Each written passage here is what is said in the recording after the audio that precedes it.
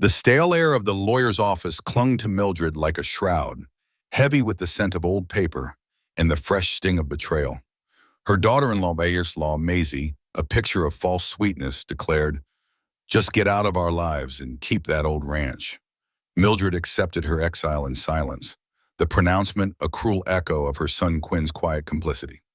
1 week later, deep within the neglected ranch's basement, Mildred stumbled upon a secret so profound it made her phone ring 62 times, and the caller ID was the last number she ever expected to see. You here follow my story until the end, and comment the city you're watching from so I can see how far my story has, and partly because I needed something and anything to drown out the ache. My days were filled with scrubbing mildew off bathroom tiles, sweeping up nests of dead insects, and hauling out moldy boxes of forgotten junk. At night, I collapsed onto the lumpy mattress in the back bedroom, too exhausted to cry, but never too tired to think. Every corner of that house whispered memories I didn't recognize.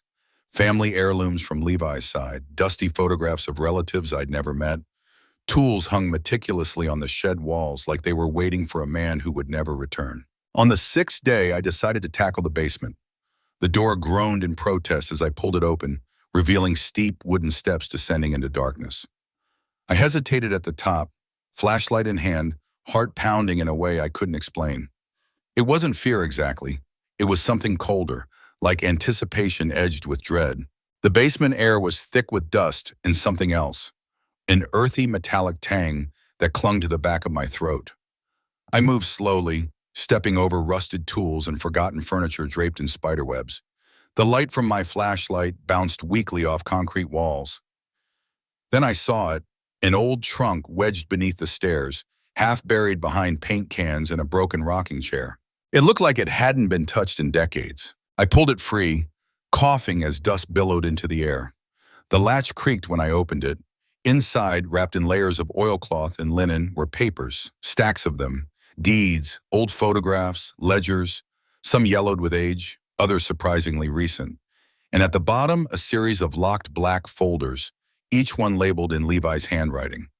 One word stood out among the labels: confidential. My hands trembled as I lifted them out and carried them upstairs. That's when my phone rang, for the first time in days. The number was unfamiliar, and I let it go to voicemail. It rang again, then again. Within an hour, I had 30 missed calls. By sunset, the count had risen to 62. I finally opened one of the folders, heart pounding. Inside were records, names, dates, transactions, but not bank accounts. These were people, contracts, birth certificates, property transfers. Some of them bore signatures that made my stomach twist. I saw Levi's name, yes, but also names of men I remembered from whispered conversations, late-night phone calls, and strange visits to the house when Quinn was a teenager. It wasn't just the family ranch Levi had left me. It was everything he'd worked to bury, everything someone else clearly wanted to stay buried. And now they knew I had it. I sat in the dim light of the ranch's kitchen, surrounded by evidence of a life I never knew my husband lived. My mind raced. Had Levi known I'd find this? Was this why he insisted I inherit the ranch? Was it guilt, a warning, a gift? I thought back to the way Maisie had insisted I leave, the way Quinn hadn't lifted a finger to stop her. Had they known something? Was their cruelty just a convenient mask for something far more sinister? I didn't sleep that night. I couldn't. Instead, I sat at the table, folder after folder spread out before me. Levi's secrets, tangled with mine now. My pulse thudded in my ears with every turn of a page. I wasn't just a grieving widow anymore. I was the keeper of something powerful and dangerous. And as the wind howled outside and the night deepened into silence, I knew with a terrible certainty the calls wouldn't stop, and neither would the consequences. But for the first time in a long time, I didn't feel powerless. I felt ready, partly out of necessity and partly because it was the only thing keeping me from falling apart entirely. I threw myself into cleaning. Room by room, I stripped away dust covers and scoured away the years of neglect that had settled over everything like a second skin. There was something oddly healing about it, as if each swipe of the cloth, each cleared corner, wasn't just restoring furniture, but unearthing lost fragments of Levi's life I'd never been privy to. In what was clearly his childhood bedroom, I stumbled upon a neatly arranged display of arrowheads in a glass case. I stared at them, surprised. Levi had never said a word about being interested in Native American history. In all the years we spent together, not once. And then in what must have belonged to his grandfather, a study lined with shelves, I found rows of geology books and various rock samples labeled with dates and locations. I was stunned. In our 42 years of marriage, Levi's only comment about rocks had been complaining about the ones that turned up in our garden soil. Yet here was a whole world of quiet fascination he'd never shared. But it was the kitchen that held the real revelation. Behind a loose board in the pantry, tucked away like something precious or dangerous, I found a metal box. It was old and cold into my hands. I lifted the lid slowly. Inside, bound in a weathered ribbon, was a stack of letters. My fingers trembled as I unwrapped them. They were love letters, but not in the way I expected. These weren't written to Levi or from him. They were in Spanish, dated back to the 1940s, and signed by a woman named Elena. She wrote with longing and urgency, mixing declarations of love with references to mining rights and land surveys. Again and again, she mentioned our secret and the wealth buried beneath the earth. My heart pounded in my chest. I dug deeper into the box and found photographs of a young woman, beautiful, elegant, standing next to a man who looked uncannily like Levi's grandfather, Samuel. I sat at the kitchen table for what felt like hours, poring over the photographs, the letters, trying to stitch together the story I'd never been told. What was the connection between Elena and the land? Had Samuel truly found something here? Something valuable? Why had Levi never breathed a word about any of this? That night, desperate for clarity, I called the only person who might still carry a thread of the past, Ruth Piton. She'd lived in town longer than anyone else and remembered Levi's family back when they were still the Morrisons of old. Ruth had always been kind to me. Even when others began turning cold after Maisie arrived with her venomous gossip, Ruth stayed the same. "Oh, honey," she sighed after I shared what I'd found. "I've been wondering when someone would ask about old Samuel Morrison's mining claims." Her words hit me like a punch. Mining claims? Samuel? "That's right," she continued. "He was always convinced there was copper on that land. Maybe even silver. Spent years filing paperwork, conducting surveys. Then the war broke out, and he went off to fight. When he came back, he married that Mexican girl, Elena, I believe. Caused quite the scandal back then. Elena, the woman in the letters, in the photos. What happened to her?" I asked, though I already feared the answer. Ruth's voice softened with sorrow. "She died giving birth. Samuel was never the same. Became a recluse, really. Kept working the land, convinced he'd strike it rich someday. But people moved on, and by the time he passed, nobody even remembered the mining talk. Everything went to Levi's father." After I hung up, I sat in the dimming light, my mind racing with images of land surveys, minerals, secrets buried beneath the very ground I walked on. Was that why Levi had clung to the ranch, even when we needed the money? Why he'd never wanted to sell, no matter how hopeless it seemed? In the days that followed, I began to search the house with a new sense of purpose. I combed through drawers, closets, attics.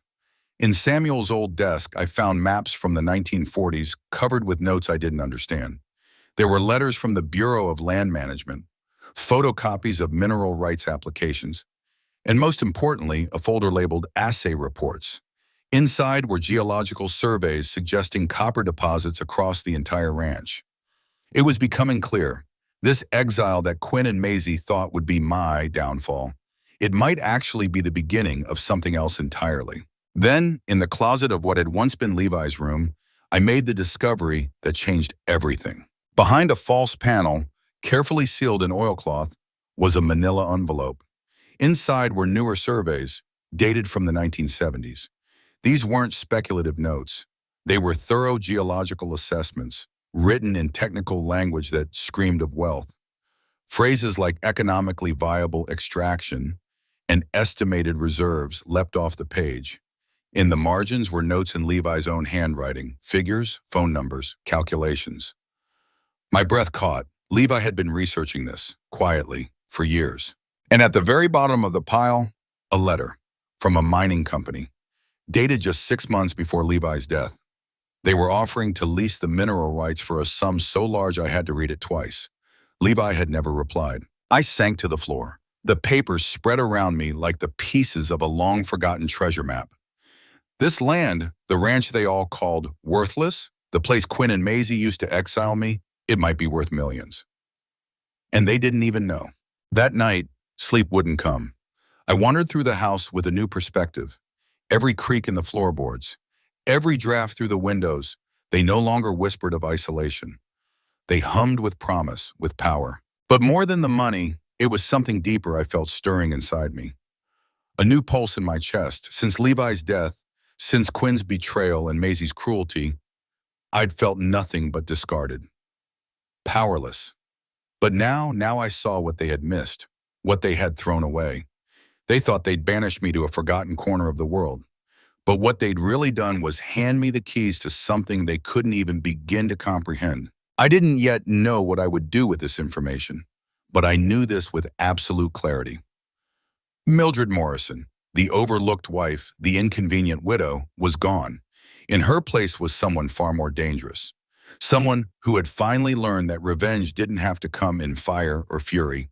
Sometimes the sweetest revenge is simply letting people choke on their own greed and ignorance. The transformation had begun, and I was the only one who knew it.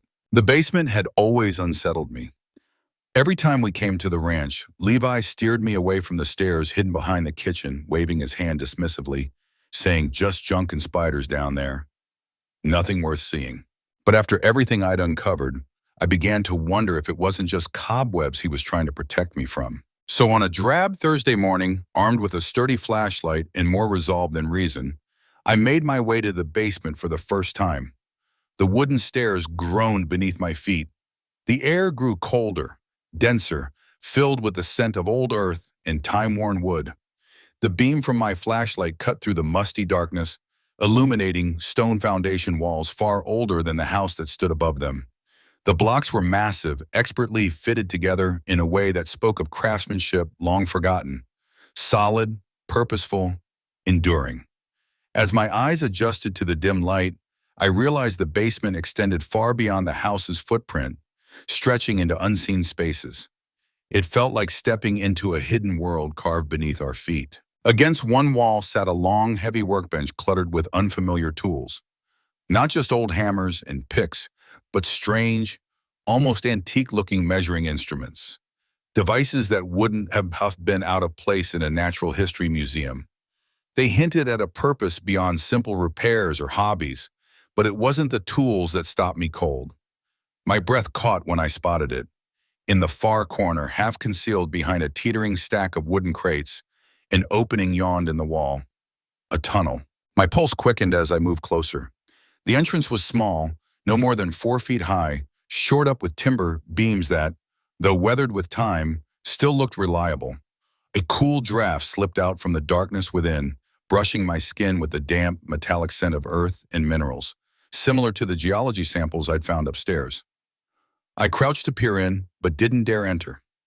It wasn't fear of collapse.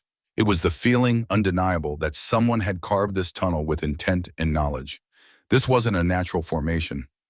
It had been dug, reinforced, carefully engineered. Whoever had done it had known exactly what they were doing. I turned back toward the rest of the basement and began inspecting the crates. Most were empty, dust-covered relics of past use. But one near the corner was heavier when I tried to shift it. Something solid weighed it down. Inside, wrapped in thick canvas, were chunks of rock, dense and veined with unexpected color. I didn't need a geology degree to know these weren't just pretty stones. Streaks of green and blue ran through the gray like veins. Copper, perhaps? I pulled a nail file from my purse and scratched one. A metallic glint shimmered in the flashlight beam. It left a streak, unmistakable and significant. And then I found the real discovery. The last crate. Beneath more rock samples, nestled in the bottom, lay a leather-bound portfolio tied with coarse string. My hands trembled slightly as I opened it.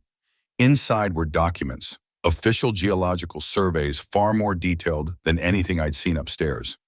These weren't scribbled notes or speculation. These were reports prepared 5 years ago by a professional firm, Morrison Geological Associates. Levi had commissioned them, under his grandfather's name, likely to keep the local community unaware of what he was up to. The language was dense, technical, but the conclusions leapt off the page.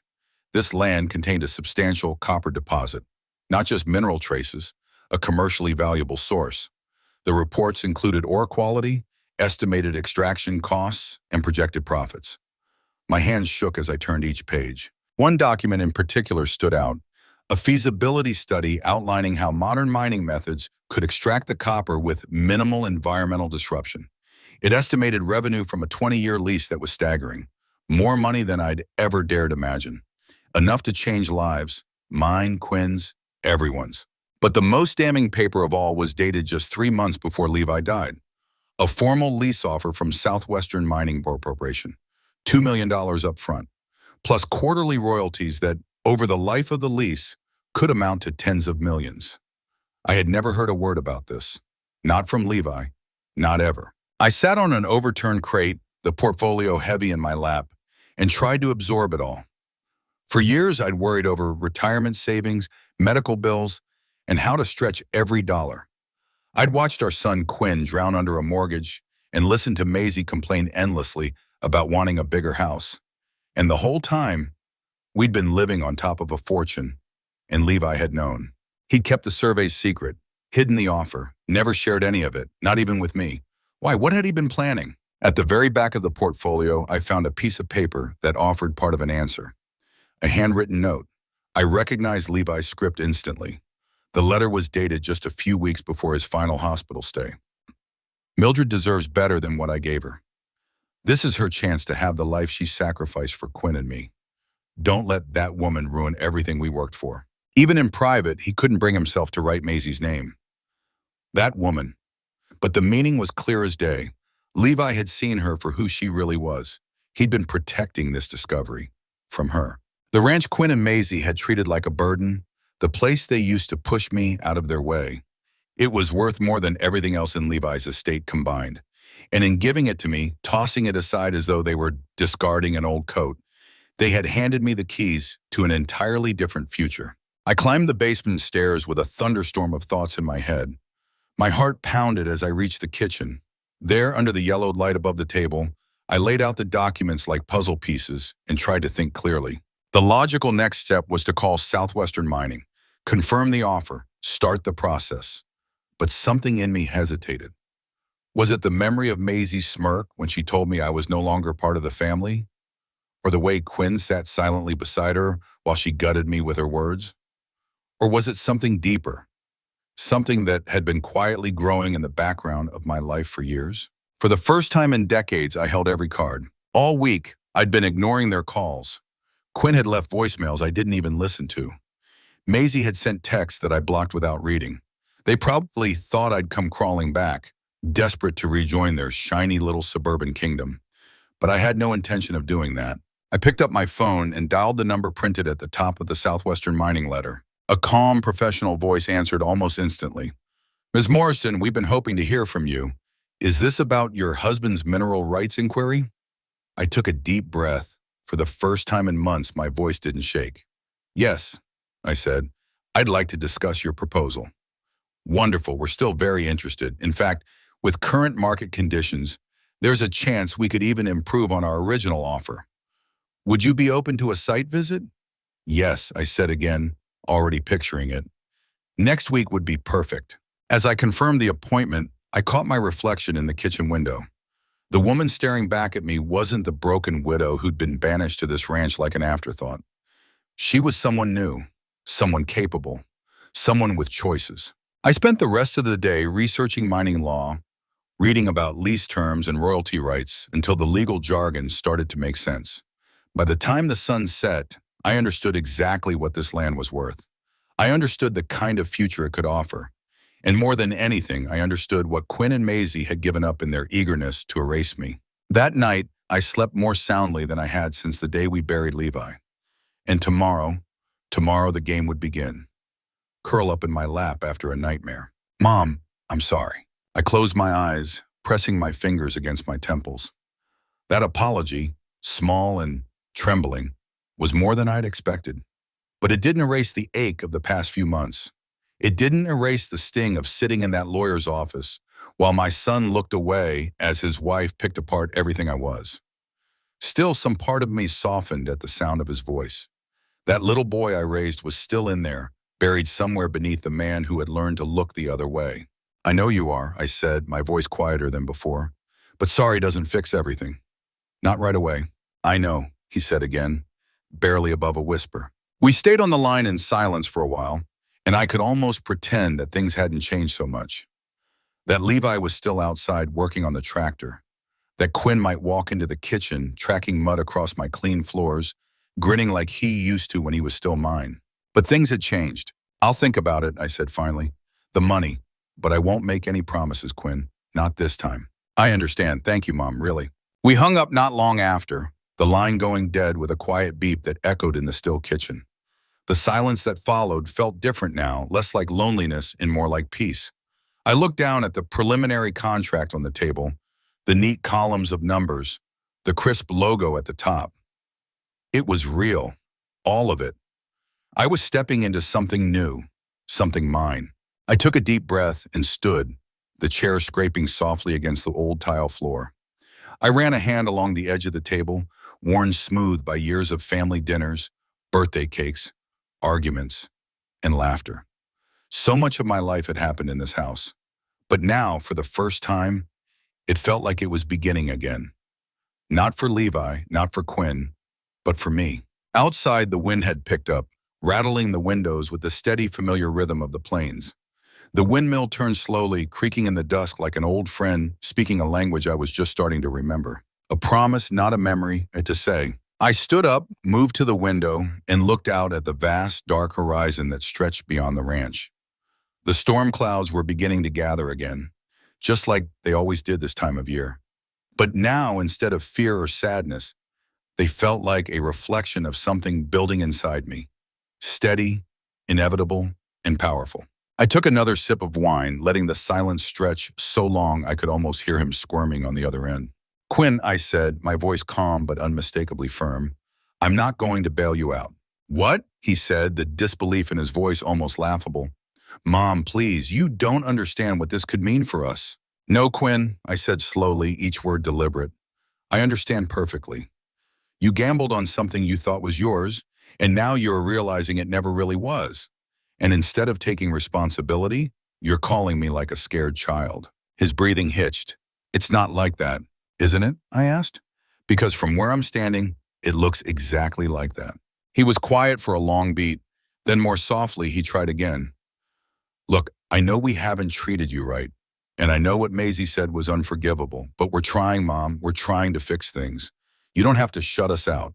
I closed my eyes, thinking about all the nights I'd cried in that house after Levi passed, how I'd lain awake wondering how my own children could discard me so easily, like I was a problem to be solved or an embarrassment to be managed. And now they were asking for grace. But the truth was, I did have grace in me, just not the kind they expected. I'm not shutting you out, Quinn, I said. I'm just not cleaning up your messes anymore. You both made choices, and now you get to live with them the same way I've had to live with mine. He didn't respond right away. I could hear something in the background. Maisie's voice, sharp and frantic, probably asking what I'd said. It didn't matter. I'll let you go now, I added. It sounds like you have some paperwork to look into. Good night, Quinn. And before he could say another word, I ended the call. The quiet that followed was different. Not the lonely kind I'd grown used to over the years, but something sturdier, something earned. I rinsed out my wine glass and placed it in the sink, the rhythm of the ordinary suddenly feeling like something sacred. Upstairs, I changed into my soft cotton pajamas and crawled into bed. Outside, the storm had finally begun. Rain lashed against the windows, thunder rolled in the distance, and the old house shifted with the wind. But none of it unsettled me. Instead, I pulled the blankets tighter around my shoulders, not as a shield, but as a comfort, because for the first time, I wasn't waiting for someone to make me feel safe. I was safe, not because of the money or the contract or the legal wins, but because I'd finally remembered who I was.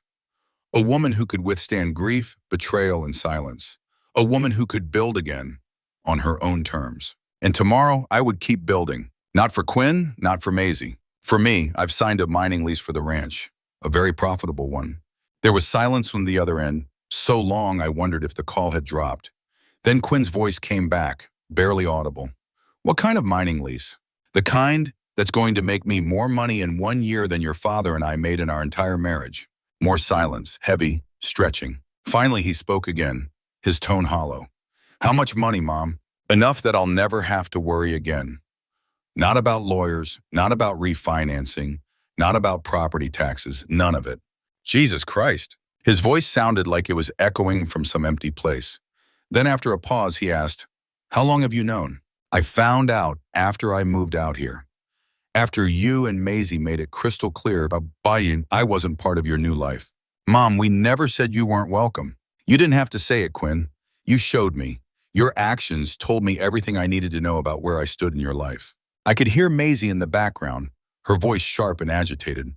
Quinn tried to muffle the phone, but her words cut through in broken phrases. Millions. How much? Get her too. When Quinn came back on the line, his voice had changed. Softer now, almost pleading.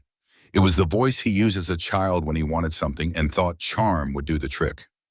That wheedling, manipulative tone that used to trigger my guilt. Mom, I know we've made mistakes, but we're still family. Whatever's going on with this mining deal, we should handle it together. Maybe there's a way we can make it work for everyone. For everyone.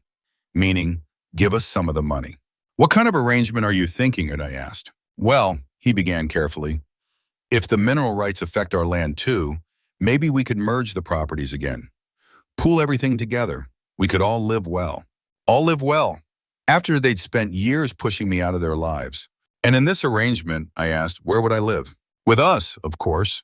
We could build you a nice little apartment over the garage. You'd have your space, but you'd be near the grandkids. An apartment. Over their garage. After I'd just become a millionaire, they wanted to stash me above their carport like some afterthought. Quinn, I said, calm and cold as stone. Let me get this straight. 3 weeks ago, your wife told me to stay away from your lives and rot in isolation on a worthless ranch. Now that you know that ranch is worth a fortune, you want to pool resources and generously offer me an apartment over your garage. Did I miss anything? Mom, when you say it like that, it is like that. You want the money, but you still don't want me. That's not true, isn't it? In this grand new plan of yours, who would control the lease? Who decides where the money goes?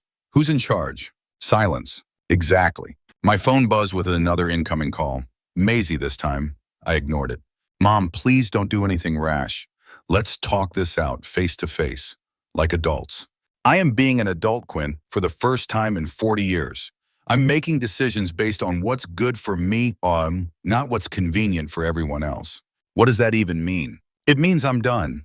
I'm not your safety net anymore. I'm not the person you call when you need money or a last-minute babysitter or someone to blame when things fall apart. I'm not expendable.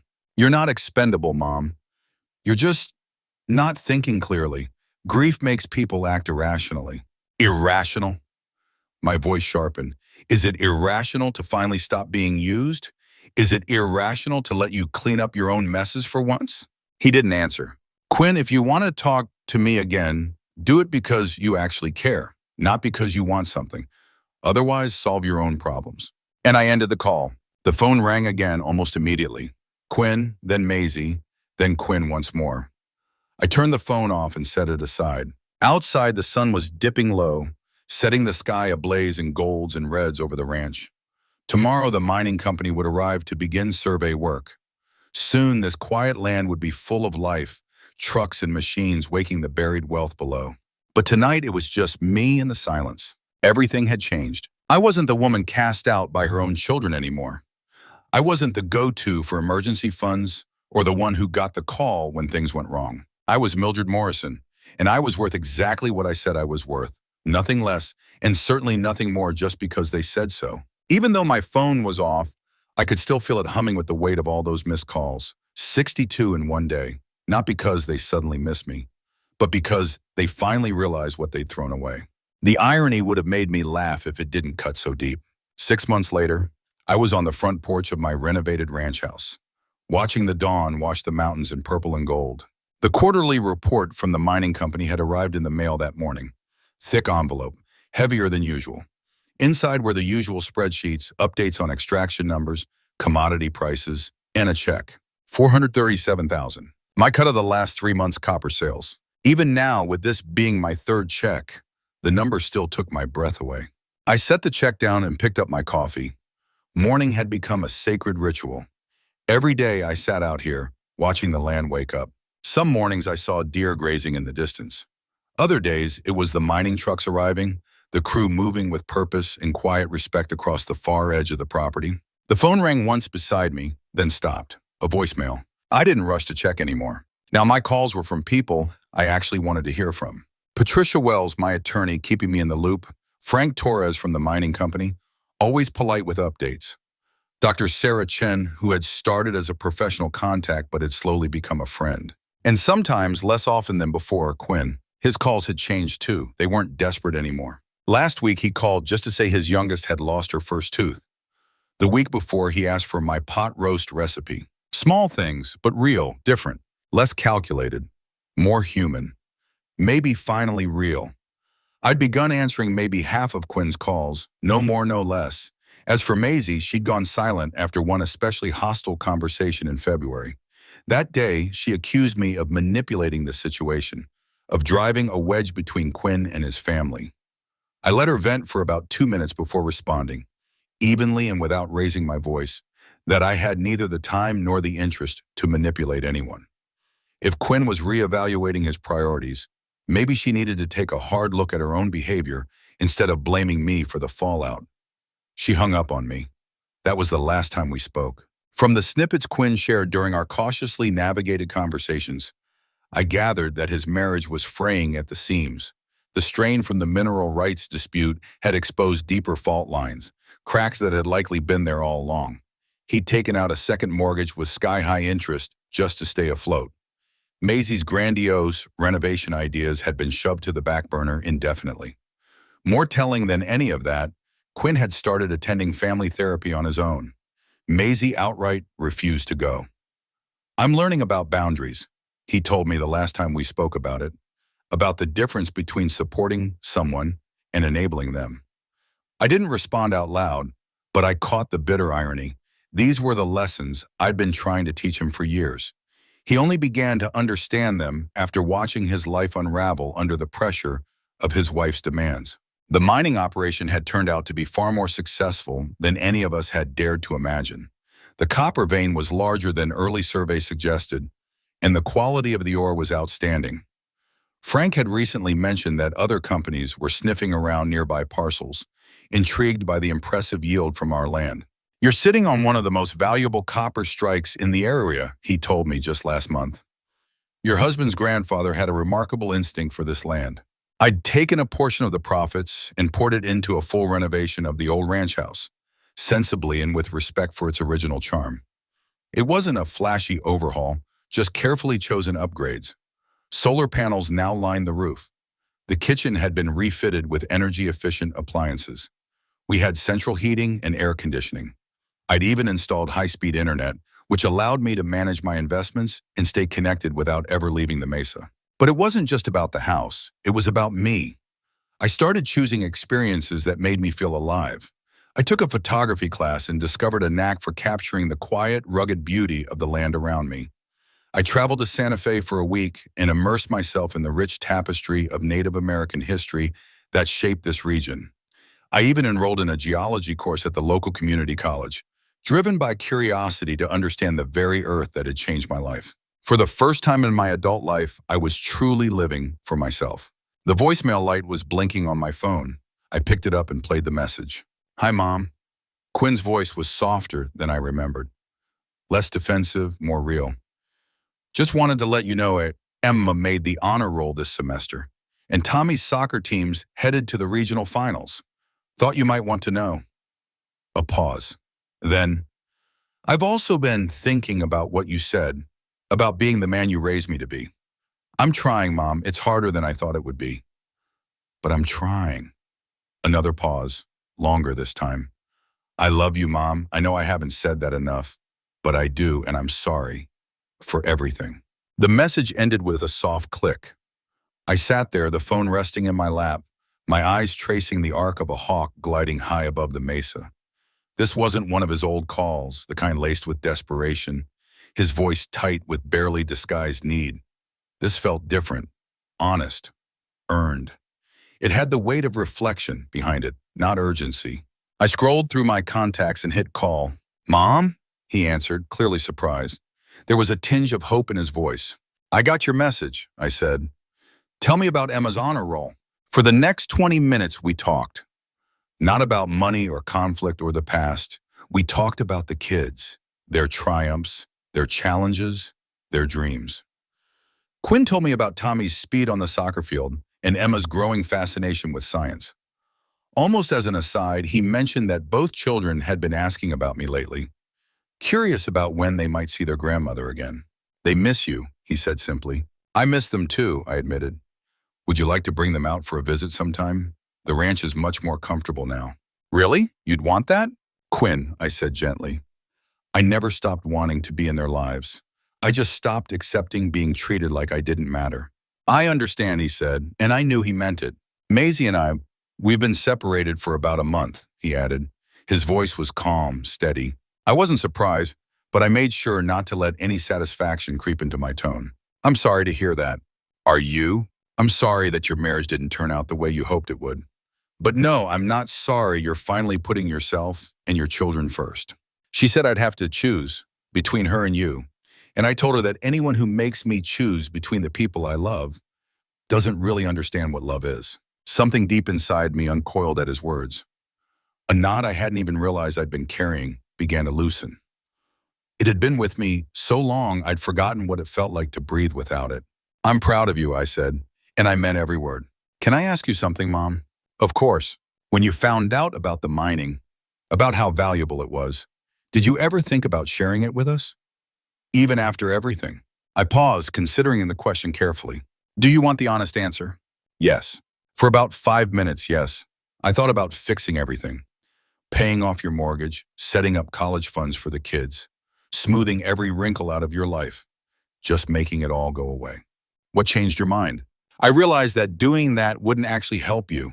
It would have just enabled you to keep avoiding the hard lessons. Sometimes people need to face consequences before they were ready to change. You can't grow without facing yourself first."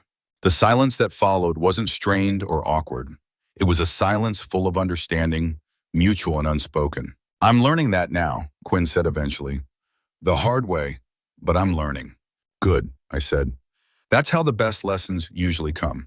We talked for a little while longer, about logistics and real-life things, when he might bring the kids to visit, whether he needed help finding a therapist who specialized in divorce and co-parenting, how he was managing life as a newly single father. After we hung up, I sat on the porch watching the sun rise higher into the open, endless sky. The low hum of mining equipment echoed in the background, a steady reminder of the fortune being pulled from the earth beneath me. But that wasn't the real treasure. Not the renovated house, not the generous checks, not the safety net I'd never expected to have. No, the real treasure was this: reclaiming my value, finally understanding that love without respect was never truly love at all. The text message came through just as I was finishing my morning tea. It was Sarah Chen, my colleague and friend from the mining company. She'd sent photos from a recent industry conference where she had presented our property as a model example of efficient, small-scale copper extraction. "Your place is a hit with the geology folks," she'd written. "They're calling you the woman who struck gold at 69. I let out a soft laugh and replied, "It's copper, not gold, but close enough." As I stood to head inside and begin the day, I paused for a moment by the window. My reflection stared back at me. Same silver-streaked hair, same tired but steady eyes. I was still 69, still a widow, still learning how to exist in a world that too often treats women like me as though our best years are behind us. But I saw more than just the familiar. I saw a woman who had taken her power back. A woman who had learned that it's never too late to set boundaries that guard your self-worth. That it's never too late to stop measuring your value by what others take from you. That there's strength, real, lasting strength in standing up for yourself, even if you do it quietly. My phone rang again. Frank Torres this time, calling with updates on our projections for the next quarter. As he walked me through the numbers, market shifts, output predictions, I found my thoughts drifting. I thought of Levi and his grandfather. I thought of the Morrison women who came before me, resilient women who gave up dreams, who bent themselves into shapes that please others, who accepted less than they deserved because that was what they were taught to do. But that pattern ended with me. I was no longer anyone's backup plan, no one's safety net for when things got hard, no longer the quiet keeper of disappointments and regrets that weren't mine to carry. I was Mildred Morrison. I owned one of the state's most successful copper mines. I was a grandmother whose grandchildren would grow up understanding that love comes hand in hand with respect. I was a woman who had finally drawn the line between being used and being cherished, between being someone's solution and being someone of value. The transformation didn't come with fireworks. It didn't need to. It unfolded gently on my terms, with grace and resolve, exactly the way it needed to.